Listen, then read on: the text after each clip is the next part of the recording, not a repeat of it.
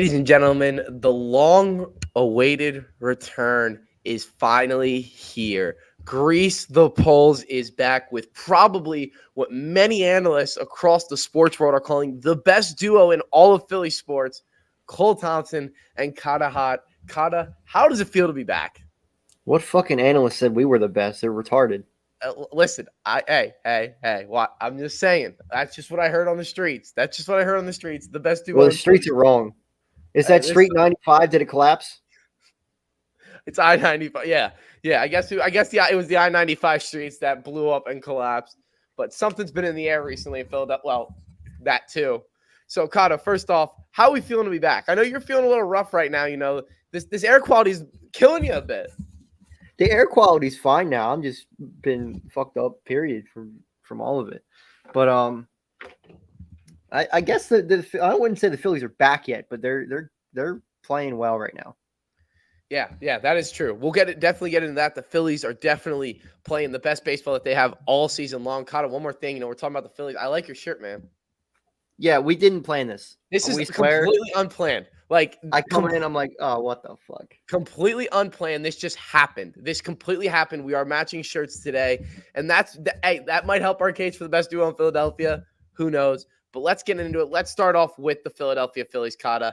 Obviously, a lot to go over. They've won 7 out of 9 in the month of June. The offense is looking great. The pitching has been phenomenal. Really, there was one or two hiccup games. Obviously, the game against the Dodgers on Saturday, losing 9-0, and the first game against the Nationals when they lost 9-7. But Cahtah, what have you noticed has been different about this team in the month of June that has allowed them to go on the 7 out of 9 game win streak? The pitching has been so much better. The bats really haven't came around yet to where I would like them yet, but the pitching is just really, really pitching. Oh shit. Uh-oh. I don't know what's happening. We're losing a little bit of connection from you. But yeah, no, what he was getting at, the pitching has been phenomenal for the Phillies so far, both the starters and the bullpen. And the bats have shown up when they needed them. When we have needed the bats, they have showed up. And it has allowed this team, something we haven't seen them do much this season. That's play a perfect game, play a complete game. We've seen that a couple times down this stretch. There hasn't been necessarily one specific issue with this team. Obviously, the pitching, especially the starting pitching, has been underwhelming at times. But the biggest thing for this Phillies team so far this season was their inability to play a perfect game. One day it's the pitching and the bats are showing up. One day the bats aren't showing up and it's the pitching, and nobody could pick up any slack. Now we're seeing this team play what I've looked at as a complete game. Yeah, sorry for those technical difficulties. We got a bad storm coming through here real soon, so I think something's messed up, or I just have dog shit quality stuff. That could be it too. But yeah, as I was saying, pitching is pitching really well. We're hitting a little bit, not to where I would like yet, but I think if the pitching continues to pitch how they are, we should be okay. Yeah, I completely agree. I mean, Aaron Nola, we saw him have a couple of great starts. We've seen Zach Wheeler we've seen him have some phenomenal starts. Taijuan Walker, Ranger Suarez the other night against the Dodgers. The Phillies had that game won, and then they took Suarez out. I would have liked to see him go past the 5th. It's whatever. And then you brought in Matt Strahm, and the wheels fell off a bit. Matt Strahm, obviously, he did a lot of great things when the Phillies were struggling. Especially early on in this season, but his spot is in the bullpen, and he did not look great. That literally right after I left too. Really? No, yeah, I remember seeing that. That was just it was nuts because we're sitting there and I feel great about this game. Bringing in Matt Strahm, who's been pretty solid for the Phillies so far this season, and then he gives up a 2-run home run, and then the very next pitch, Freddie Freeman takes him, and the Dodgers go back to back and take a 4 and tie the game up at 4. But this team is playing great baseball. I talked all season, just wait. Let's see how things go once we hit June, because June is that's the turning point for the Phillies that last year was June. And it looks like they're starting to do that again. And maybe it's the Kyle Schwarber effect, who's been lights out once again in June. I don't know what it is. Maybe it's Trey Turner. He's starting to heat up. He's batting over 300 so far this month in June. Or maybe, it could be just the Phillies just find a way to turn it on in the month of June. Cody Clemens, he seems to have found the keys to his dad's medicine cabinet recently. I mean, he has been phenomenal. He has been outstanding so far in this past few weeks for the Phillies. My guys, how we doing? We're doing great, Chris. We're doing great. We're talking Phillies right now. So, Cahtah, what do you want to see heading into this Diamondback series? It's really gonna, this is their first road series since the Nationals. So this is their first real road series, real road challenge against what's been a very, very good Diamondbacks team. It took 2 out of 3 in Philadelphia a couple of weeks ago. What do you want to see out of this team in this Diamondback series that'll really, really make you feel good about them going forward? I just want them to. Is it a 3 or 4 game series? I believe it's a 3. If it's a 3, I just want them to win the series, which is asking a lot against the Diamondbacks because the Diamondbacks have been really well. We've been playing really well, but I want to see. I just want to see them continue to win series. If you win 2 out of 3, that's a 630 average. You stay around there. Yeah, if you stay around there for the rest of the year, you're going to make the playoffs, or at least you're going to be very close and in the hunt towards the end of the They're year. one And that's game all you under can ask for 500. this team at this point. They're not going to catch up to the Braves. They're not going to win the division. It's not going to happen. The Braves Okay, are it's a too good. 4-game set. So does that change what you want? It's a 4-game set. If they split, I think I'd be happy. I mean, listen, they're only a game and a half out of that last wild card spot right now with so much time left in the season. They're 1 game under 500. Go into Arizona, get 2, and look strong in the other 2. And if you get 3, huge success. If you get all 4, I mean, come on now. But you want to go in Arizona, you want to get 2 or 3, and you want to be competitive on all the games. Keep your knives sharp, and you're really only 1.5 games out of the wild card spot right now behind the Brewers, and you're only 4.5 games out of the with Marlins with like 9 to play against them. So you are completely in control of moving up in the standings. So I know it wasn't a great start to the season, but it was a slightly better start than we had last year. We really have seemed to get the wheels back on this thing, really seem to get everything going, and a huge series coming up this week during the week against the Diamondbacks before this weekend when I believe that they match up with the Athletics. So that is in Oakland. So those are going to be those are going to be games you got to have. You're going to have a big week this week. Out of the next 7 games in this next over the next week, what do you want to see from this Phillies team? Where do you want to see them sitting at the end of this week?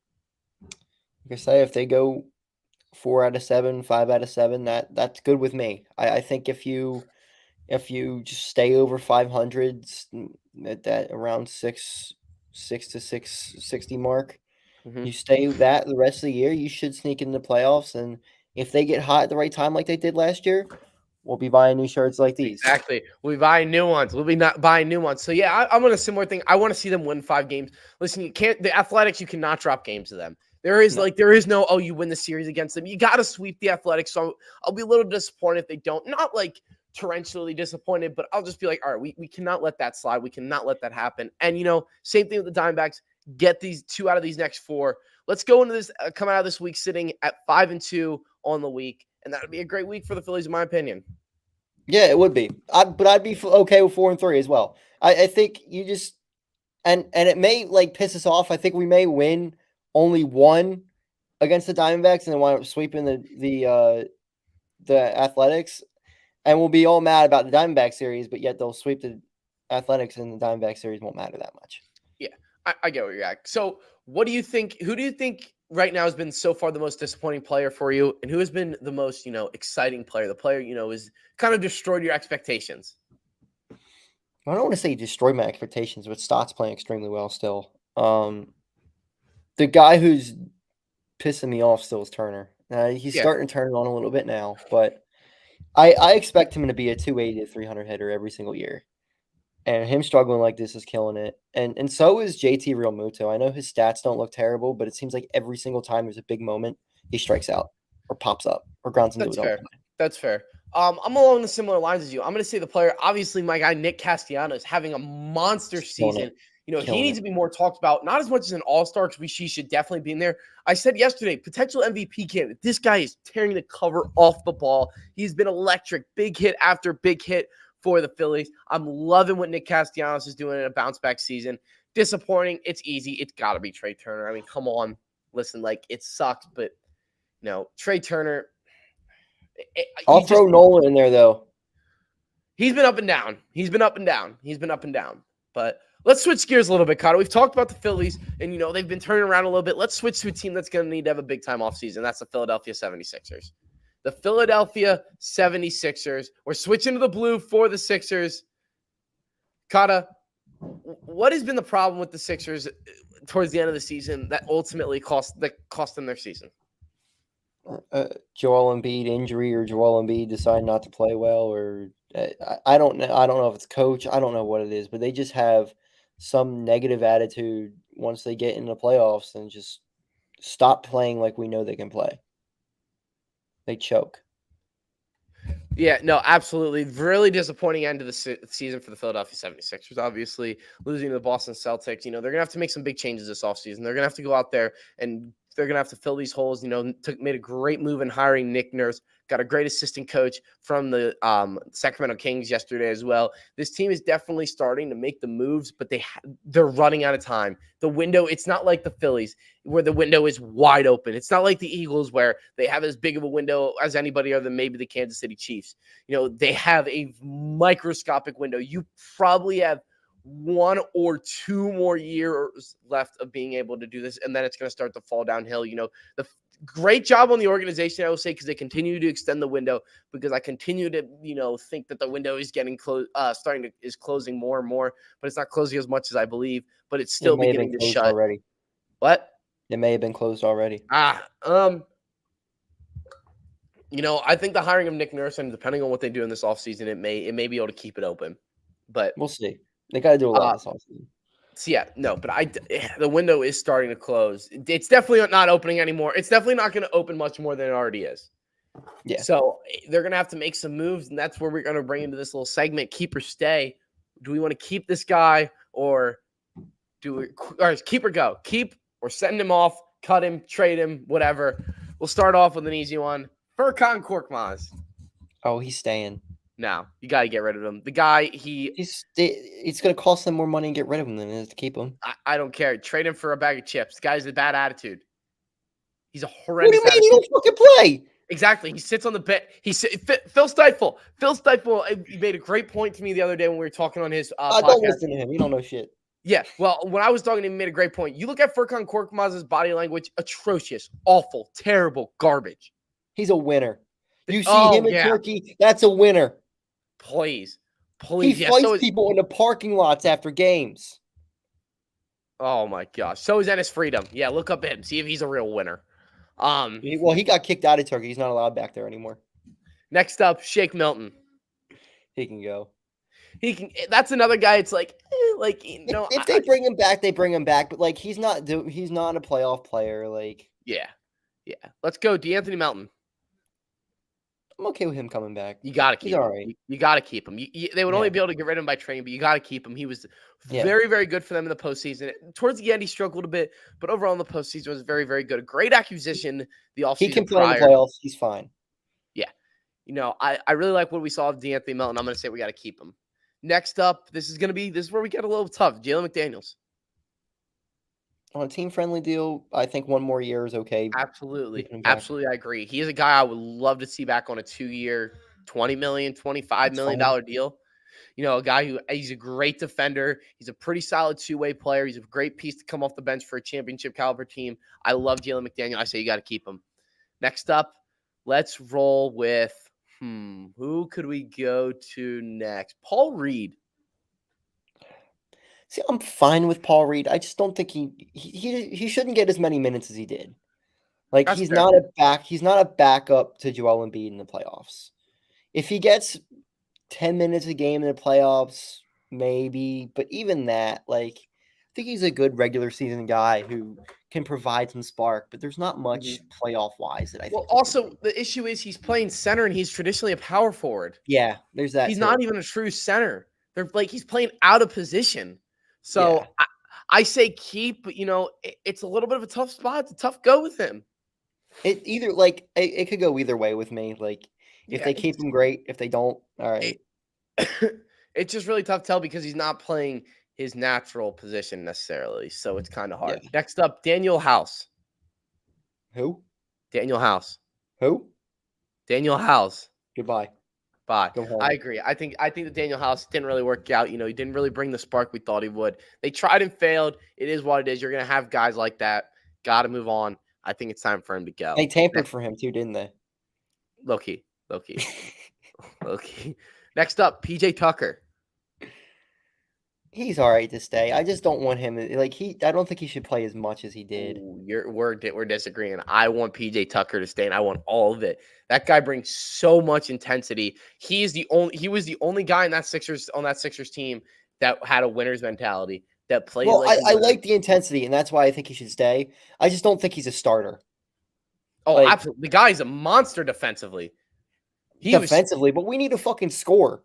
No, we don't. We need a defender. That's what it is. We need a defender. We have plenty of scoring. We don't have enough defense. Give me PJ Tucker all day. You have somebody that's going to go up to your MVP center and scream in his face to get it the fuck together. Bring me him. Bring me that guy on this team. I love PJ Tucker's intensity. I love his aggression. I want PJ Tucker.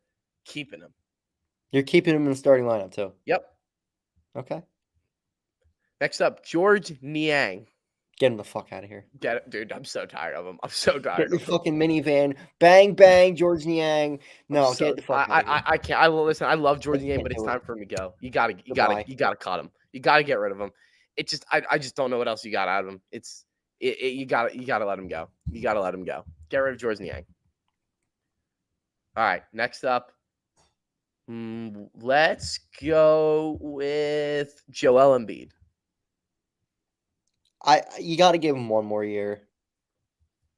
Unless there's like an extreme offer you get for him. You got to give him at least one more year. If he does the same shit again next year, though, I think it's just time. Rebuild. Yeah. Yeah. I agree. I think you got to give another year with Joel Embiid. He just won the league MVP. He was phenomenal from 90% of the season. Down the stretch of the playoffs, though, he faltered once again. Just doesn't have body language. Just wasn't there. The body language was terrible. So many issues with it. But he is a superstar in this league. He's a top 3 player in this league. You can't just give that up. You got to roll it back again. You're got to keep Joel Embiid. We have 2 left. Tyrese Maxey. Oh, he's staying.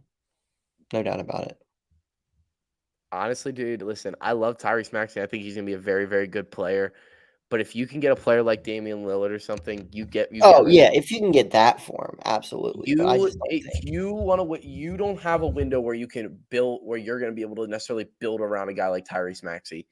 You might want to use him while you can before he gets expensive, before it's a little bit hard to get rid of him and get something for him. I'm going to say stay for now, but I'm extremely open to getting rid of Tyrese Maxey because the Sixers, to build around Tyrese Maxey just is not going to be economically possible because of how expensive his contract is going to be by the time they would be able to build around him. So I'm saying keep for now, but you definitely have to look to move on. Yeah, if you get a Dame offer for him, yeah, do it. But I don't think they're getting a Dame offer for him. Next up, Tobias Harris. Get him the fuck out of here. Goodbye. Yeah, Goodbye. It's time. Listen, he's done. It's been time for 3 years. I wouldn't say 3 years, but it's definitely time to get rid of Tobias Harris. If Tobias Harris is on the team next year, the Sixers clearly do not care about winning a championship because they need that spot. They absolutely need that spot open. They need that spot available. So if you want to go out there, King Raid, yes, sir. I don't know what that means. But if you want to go out there and make a move for some big time player, it absolutely has to be on the back of the Tobias Harris contract. It's going to be a part of it. Go out there. We saw the rumor today about Bradley Beal. I love that. Get rid of all any draft assets you have left and Tobias Harris for Bradley Beal. Make a championship winning move and go get him. I love that move. And that brings up our last player, who's probably going to be the biggest one, the toughest decision to James Harden. Keep or stay. Keep or go. Goodbye. Bye. If you're really that torn between Houston and us, it proves that you don't want to win. So goodbye. I want winners here, not losers. Your stream has been rated. Oh man, by one person. Yeah. Rated. Where's the raid? Come on. Where's the raid? Where's everybody at? Yeah. What? Jeez. Anyway, so I'm gonna agree with it. It's tough. If you can't get another superstar, you got to keep him. You got to keep him. If you can, then you let him go. I feel like they're better off if they let him go and fill in with some quality role players. They don't have enough star power, dude. You need a second star. They don't Yeah, but have he's one. not a star anywhere at this point. Yes, soccer, you fucking losers. What? Bro, what? Anyway, yeah, no, but you just don't have anything there. You don't have anything. If you yes, sir, flag will fly. You like it's just hard. You need a second co-star. You don't have that. Tyrese Maxey's not at that level yet. I Tyrese think he Maxey's might be not better at the than Harden level. at this point. What? He might be better than Harden at this point. I mean, Harden put the team on his back for 2 games in that Yeah, playoffs and and then nothing happened. completely took the team on his back and drove down 95 No, and no, almost no, fucking he didn't. collapsed. Everybody did that. Everybody was a part of the collapse. It was not just James Harden. It was not just James Harden. Everybody was a part of that collapse. There's Yeah, a lot more to that than just James Harden. he's You know, not a leader, and you need a leader, and I don't absolutely, think you're Joel right. Embiid's He's a not. leader either. He's not a leader. But let's put it this way: the person that gets the most blame and it 100% should be is Joel Embiid. He is the star of the team. The winning and losing starts and ends with Joel Embiid. He gets the blame when we lose. He gets the credit when we win. Yes, James Harden does deserve blame, but James Harden put the team on his back twice in that series. Once on the road in Boston. Once on the road in Boston, and then him, Joel Embiid, Tyrese Maxey, all kind of collapse. All not kind of, very well collapse. Yeah, Like it just does not make sense on I don't see how I just don't see how anything's going to be different if we bring James Harden back. But what are you gonna roll out? What are you gonna roll out? You're gonna roll out a lineup. I'd rather try something different because we know that the James Harden doesn't work. What are you gonna roll out? D'Anthony Melton, Tyrese Maxey, Jalen McDaniels, Well, PJ obviously you Tucker. go out and get some other role players. I don't know who because I don't know the free agent market, but if you can make a trade for another guy, like another Seth Curry or something, that quality player, You're not going to win a championship with a Seth Curry as your start with. You're not winning a championship with James Harden either. You have a better chance. You have a better chance of winning a championship with a James Harden and Tyrese Maxey backcourt than a Seth Curry Tyrese Maxey backcourt. I don't agree with that because James Harden. Harden's 100%. There is not James no. Harden's You're gonna soft. James Harden is not the James Harden we thought he was before. James Harden just had 2 40-point games in the playoffs. Harden is and then he quit when it mattered most. So did Joel Embiid. Yeah, well, he's not. But we can't get rid of Joel Embiid right now. I mean, if you're getting rid of if your main reason to get rid of James Harden, because James Harden wants a max deal. Sixers cannot get if they give him a max deal, the Sixers are done. Like they're screwed. You need a second star. They don't have a second star. Look at all the teams that win championships. There's 2 stars on those teams. Jamal Murray and Nikola Jokic. Harden is even a star. He absolutely stars drop 40. Listen, he may not be but stars don't go out the next night and drop 9. I mean, the Joel Embiid's not a star. 15 points. He might not be. I mean, if you're not calling Joel Embiid a star, then I don't think anybody. Then I think there's 2 stars in this league. You might be right. Jokic doesn't choke like that. You're right. You're right. And that's why Jokic is in here. Yeah. But I mean, we've seen it from. I mean, it happens. But yeah, Joe, you're not going to win a championship with James Harden being the guy on your team.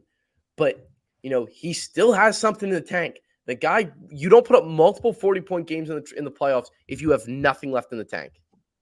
That's the only time all year he dropped 40, though.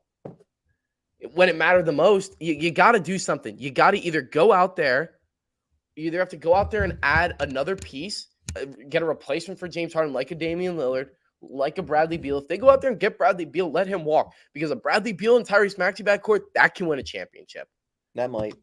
But you're not going to They obviously have to do something. Yeah. If Harden goes.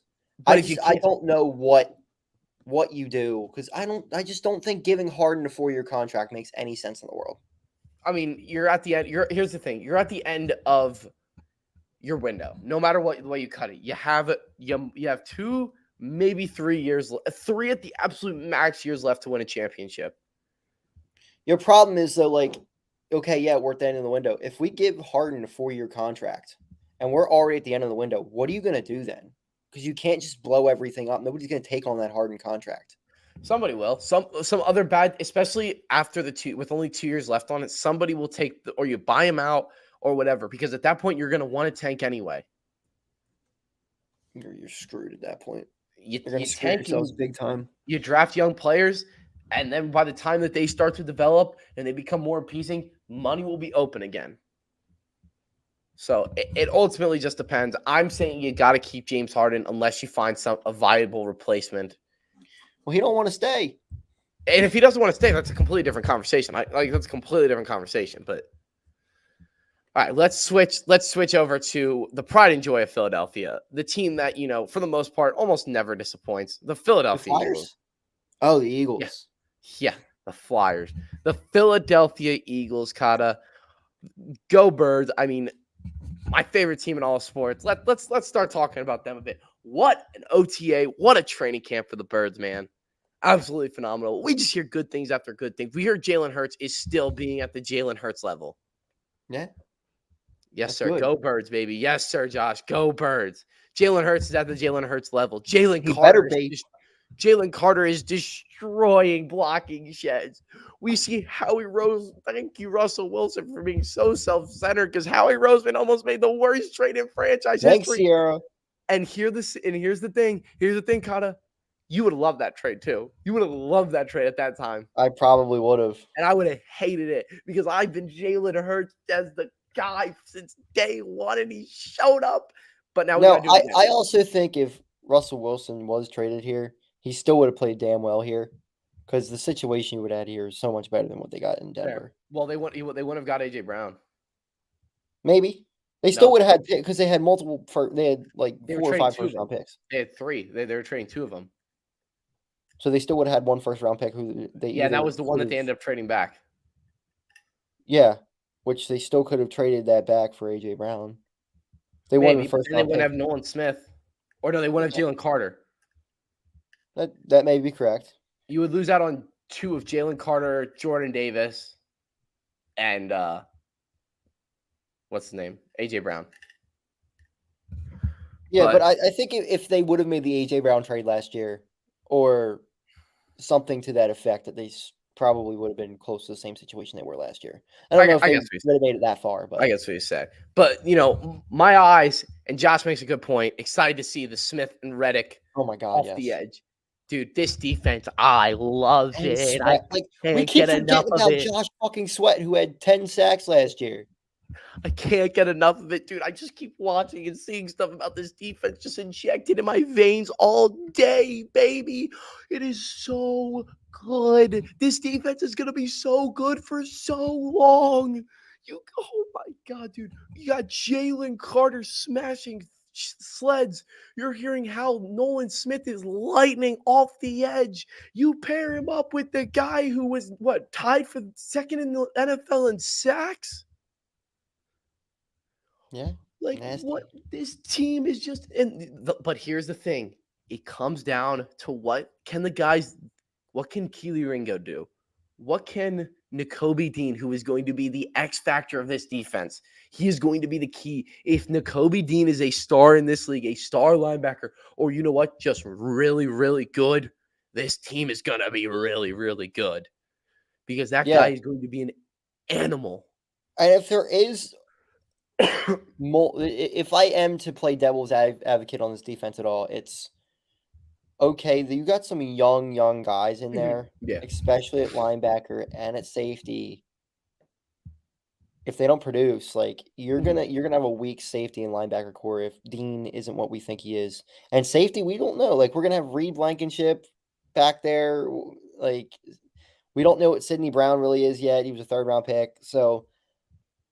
It's going to be obviously there's talent there, but is the talent going to produce right away? There's going to be growing pains. It's going to happen.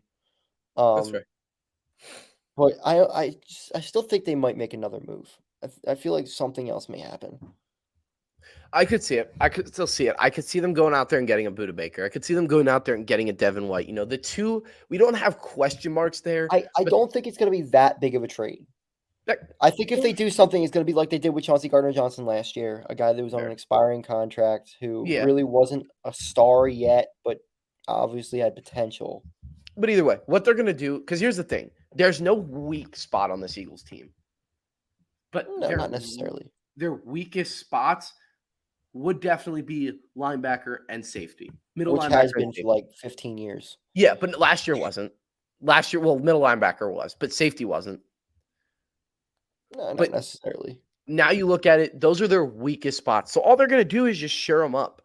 Howie Roseman, the only thing that really is going to stop Howie Roseman from creating this, I'm not going to say Patriots level dynasty because that's extreme. That's never going But to happen. This could be one of the all-time great runs of a GM in like 5 years. If he can go out there and win a Super Bowl or two, what he's been able to do, how quick he was able to turn this team around. The only thing that's really standing in his way is Patrick Mahomes. Because this is what I said. This is what I said. There's a marvel. Patrick Mahomes is Thanos, the most powerful being in the entire universe. No one person can stop him alone. Howie Roseman is building the Avengers. And just like in Infinity War, they went out there and they lost. And now this year, Howie Roseman brought more. He brought in more reinforcements. He brought in younger, bigger, stronger, faster, everything better, and made this team better. And now they have a chance to go back there and run it back. A tougher road there. They have to go get them. They have to go. Now they have to beat Thanos twice, just like in Endgame. They have to go back and get all the stones, and then bring everybody back, and then Thanos comes back, and then they got to beat him. Because I'm going to tell you right now, I see a 1,000% see a rematch. Yeah, I agree. My biggest worry would probably be the injury if that happens. Yes, that is true. The injury, because we've seen it before. That's what ruins teams like this is the injury bug. It almost caught us last year. It almost did. Yeah. When Jalen Hurts got hurt, we got lucky. We were able to squeak one out at the end. He did not look. He looked like in shambles in that Giants game. At the end of the regular season. Well, and if there is one concern with Jalen Hurts, he hasn't played a full year.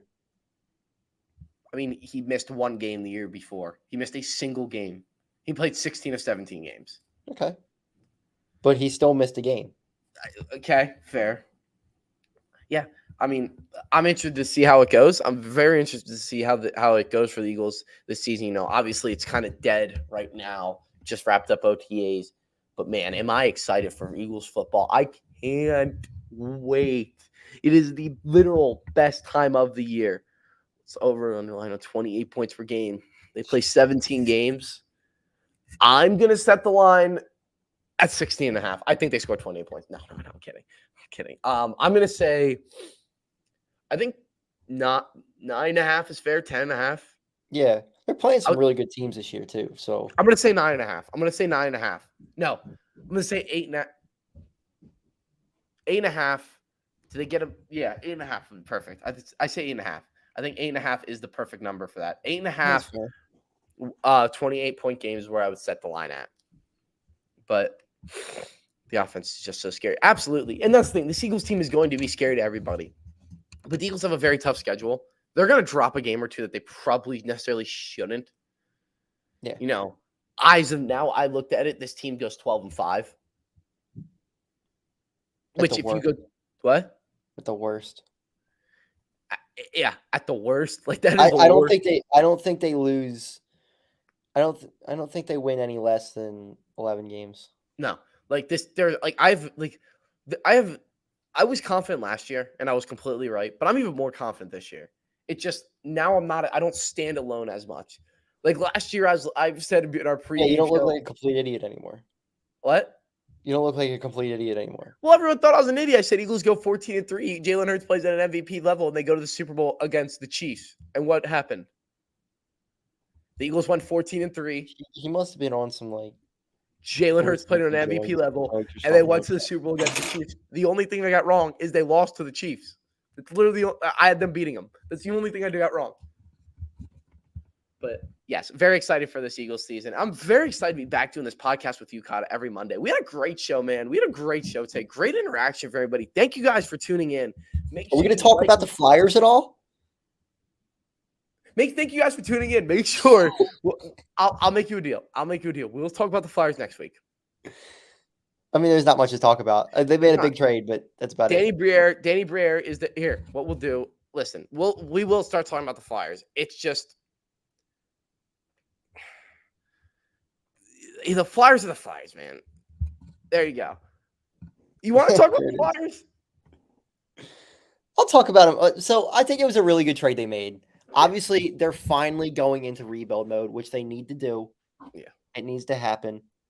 I don't want Carter Hart to get traded for obvious reasons. no, but that's the one thing I saw that concerns me. We're going to talk about the Flyers. You cannot listen. I love what Danny Briere is doing so far. I love the Provorov trade. I love it. I love the energy he's bringing. I love that they went out there and got a Philly guy that just wants to see the Flyers win. I think that was the smartest thing Comcast has ever done in their entire lives. Obviously, other than building a multi-billion-dollar corporation. But I love the Flyers, and I love this. It was a great step in the right direction. But trading Cahtah might just be like Carter Hart. Sorry. I literally never say his name right. It's Carter Hart. No. But trading Carter Hart is too much because he's still super young. And he is still one of the best goalies in the National Hockey League. The most important position in hockey, you can get one of the best at. He's still pretty young. You need something to build around, and you build around Carter Hart. They'd have to get at least enough pieces where you can get somebody else that you can build around. Yeah, they're gonna have to basically get a cornerstone player for it. If they get let's put it this way: if they can trade up to the first overall pick for Carter Hart, do it. I don't know if they'll be able to get up to one specifically because I don't think they're ever going to trade that pick. Because Connor Bedard is not going anywhere. But if they can get if they can get multiple first round, like 3-4 first round picks, I wouldn't blame them for trading them. Yeah, I love how man, this sucks. Our view count just plummeted after we started talking about. See, this is what happens when we talk about the Flyers. We're not fucking talking about them again. Fuck the Flyers, they suck. I love the Flyers, but we talked about them for a little bit. We'll talk more about them. Listen, hockey probably is the toughest sport for us to talk about. I don't watch enough to consistently talk about it, but I am going to. Like there's nothing to watch. Yeah. But thank you guys for tuning in to this episode of Grace the Polls. We are back every Monday, probably around 1:00. Make sure you follow us on Twitter. We're going to tweet out times for the shows. We're going to get this thing rolling. For real. We also have a special announcement coming out soon about some NFL stuff. We'll save that for you. Thank you guys for watching.